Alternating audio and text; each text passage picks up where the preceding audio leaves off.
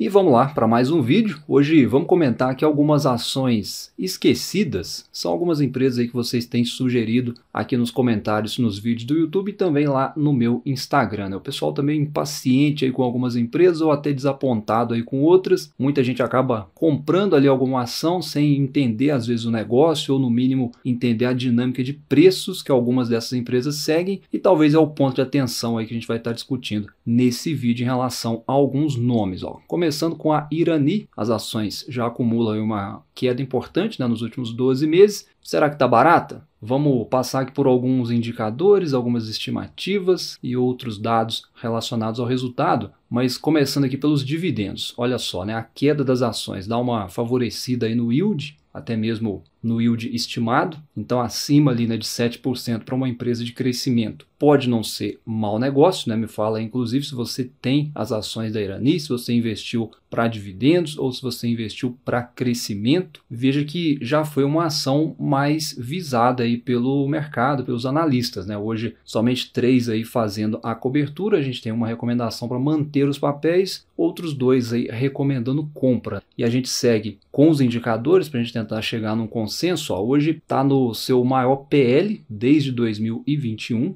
né, porque os lucros vêm caindo, a gente vai ver já já, né, então a ação ela fica mais cara à medida que o lucro cai. Já olhando para preço sobre valor patrimonial, ele ainda é acima da média, mesmo com as ações caindo, e olhando aqui para EV/EBITDA, ele está um pouco abaixo da média, o que seria aí um leve desconto aí pela ótica operacional. E aqui, para a gente não se alongar, né, a gente poder passar para mais empresas, olhando aqui o histórico de lucros, o que aconteceu, né, foi que a empresa começou a lucrar menos, como eu falei, né, por questões macroeconômicas, né, e também de alavancagem, porque até 2022, mesmo com juros altos que a gente tinha no mercado, mais alto que hoje, a empresa ela estava surfando um momento muito bom, né, com bons preços ali dos seus produtos no mercado, ela não estava alavancada, muito pelo contrário, e o mercado embarcou forte na empresa, mas depois disso, né, a coisa começou a mudar para o lado do negócio. A empresa começou também a acelerar os investimentos, né? Isso é necessário, é importante, mas tem o lado negativo também. E mesmo assim, com a empresa já sinalizando menores resultados, até 2023 o mercado seguiu muito comprador, né? As ações subiram muito, porque havia uma expectativa de queda de juros com mais força. Era a tempestade perfeita aí para a Irani, porque a empresa ela teria de fato acertado o time, né? Ela surfou um grande momento com bons preços, com baixa alavancagem e posteriormente, mesmo se alavancando, a gente tinha a perspectiva de juros caindo.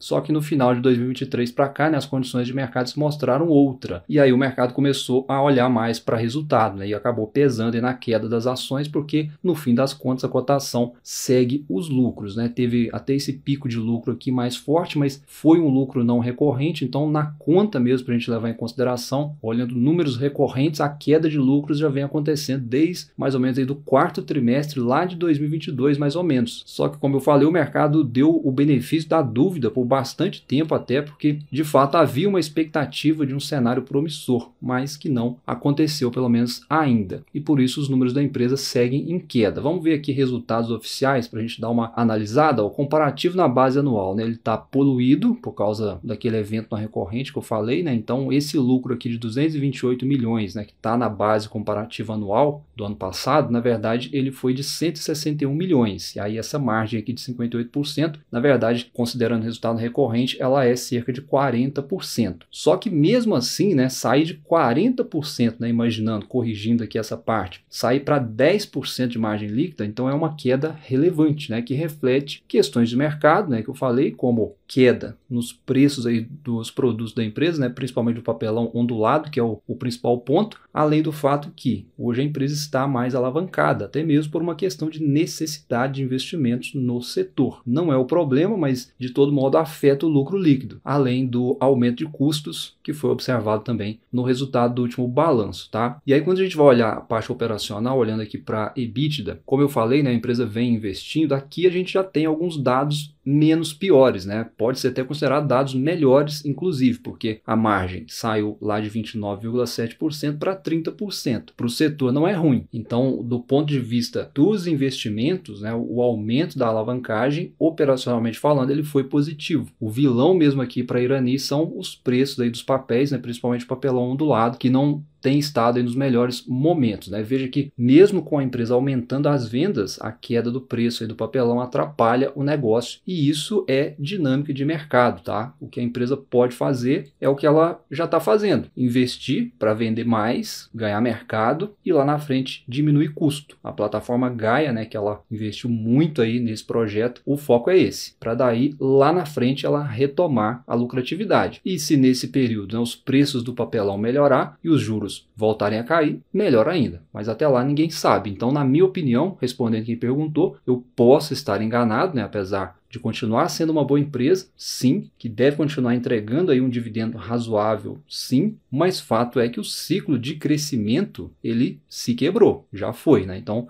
para retomar, acho que vai ter que contar aí com fatores econômicos que vão além do negócio da empresa. Então, a ótica aqui da análise para a Irani hoje talvez é mais pelo lado ali do dividendo, no sentido de se o preço hoje está justo, né, ou se vale a pena no preço de hoje em relação ao dividendo que ela pode entregar. Então, como a gente viu ali, se na casa dos 7% te atende, é seguir na compra, não tem discussão. Não é empresa ruim, longe disso. Mas me fala aí nos comentários qual é a sua opinião sobre Irani, se você tem as ações em carteira, se você está estudando a empresa. Vamos para mais uma aqui, e está esquecida, entre aspas, é a Raízen. As ações também vêm bastante desvalorizadas, olhando aí desde o IPO. Segundo analistas e muitos investidores, né, que estão investindo, as ações estão muito aquém do potencial, né? Os analistas principalmente estão de olho em peso, não é de hoje, porém até então frustrados aí em termos de valorização das ações. Mas os indicadores hoje, ó, como estão? Dividendos. Não é um baita yield, mesmo com a cotação em queda, né? Não vejo aí ação para esse fim. Olhando para PL, volta a negociar abaixo da média, assim como o preço sobre valor patrimonial também, que vem caindo e hoje está cerca de 30% abaixo da média. O EV/EBITDA também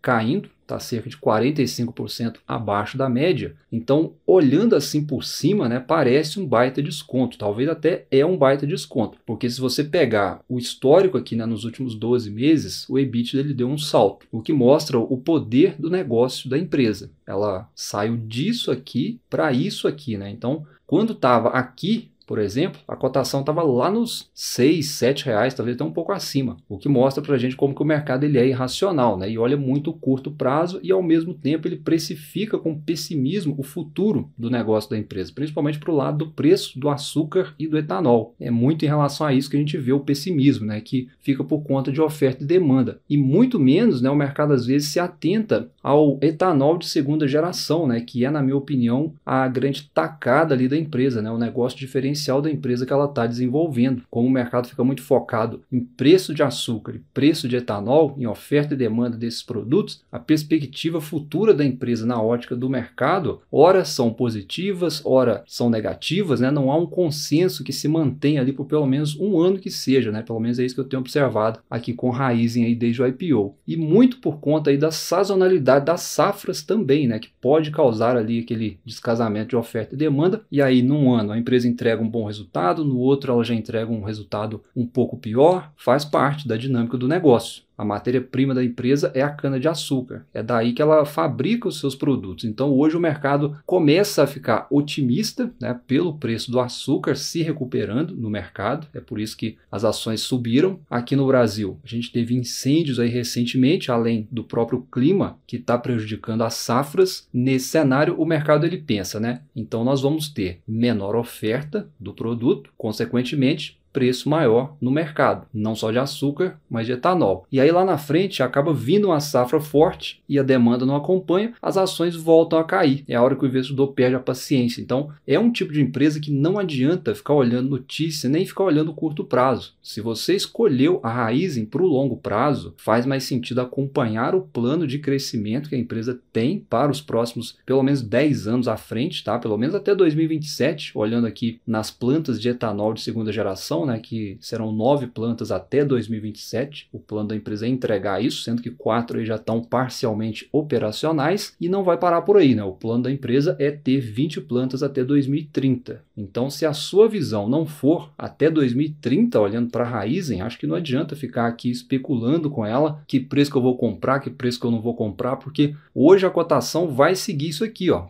preço do açúcar, preço do etanol, ruídos com a Petrobras em relação a combustíveis sempre que surgir, enfim. E é um fato também, né, de que as margens da empresa são baixas, tá? Hoje eu diria até que a Vibra Energia seria até melhor opção, olhando hoje, né, e talvez até ali no médio prazo, talvez. Mas no longo prazo, né, que é o racional para a Raízen, obviamente ela tem um projeto muito mais interessante na minha visão, até ambicioso, né, voltado para a transição energética do ponto de vista global. Por quê? Porque essas plantas aqui de etanol, né, de segunda geração, a gente está comentando, que já estão entrando em operação, segundo o que foi explicado aí por um dos executivos da empresa, elas já estão entrando aí com 80% das vendas já fechadas, né, com contratos aí de 5 a 10 anos. Então é um ponto importante, né, além do fato de que para produzir esse etanol de segunda geração, a empresa não precisa plantar nenhum pé de cana a mais para isso, né? Pelo que eu vi eles falando, esse produto ele vem do rejeito da cana, então eles conseguem produzir 50% mais sem ter que aumentar a área plantada, o que é um baita valor agregado ou, no mínimo, aí, né, uma otimização de 50% em relação à matéria-prima que a empresa já tem. E em relação à demanda, que acaba afetando os outros negócios, para esse novo negócio que ela está desenvolvendo, ao que parece, essa demanda já existe, senão ela não teria já contratos fechados para esse produto, como a gente viu agora há pouco. Então, no longo prazo, a demanda, principalmente por países poluidores, vamos chamar assim, ela deve aumentar, porque eles vão precisar reduzir as emissões de gases. Isso é uma tendência que a gente tem observado, além de ser necessário. E a Raízen, ela tem o produto para isso e ela é líder mundial nesse segmento. Se vai dar certo ou não, eu não sei, ninguém sabe, né? Mas ela está trabalhando nisso, ela tem um projeto e ela está executando esse projeto. Então, se eu fosse sócio, na verdade eu sou sócio, né, aqui pelas ações da Holding, né, pela Cosan, inclusive a Raízen tem o maior peso no resultado da Cosan, então quem tem Cosan tem Raízen, né, basicamente é isso, mas se eu estivesse entrando hoje, é visão para daqui 10 anos à frente, no mínimo, tá? É pagar para ver o negócio da empresa acontecer ainda. E aí, se você não está disposto a esperar, Raízen não é para você, é simples assim, tá? É melhor você ficar aqui no óbvio, olhar os bancos, olhar as elétricas, olhar as empresas perenes, fazer o simples aí na sua carteira. Errado você não está. Mas Raízen, na minha opinião, respondendo quem perguntou, é um baita case de crescimento para quem está disposto